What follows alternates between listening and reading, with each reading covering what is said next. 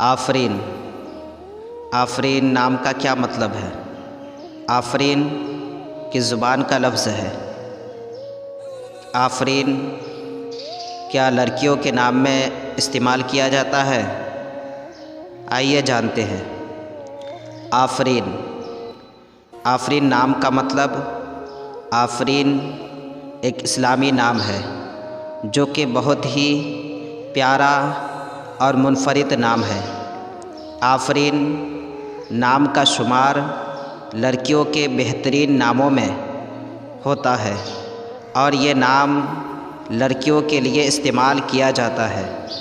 आफरीन नाम की इब्तिदाई तारीख़ फ़ारसी ज़ुबान से निकलती है। ये फ़ारसी ज़ुबान का लफ्ज़ है। आफरीन नाम हुरूफ़ की तादाद 6 हुरूफ़ और एक लफ्ज़ में मुस्तअमिल है। आफरीन नाम का मतलब है शाबाश, मरहबा, वाह वाह, खूबसूरत, काबिल तारीफ़।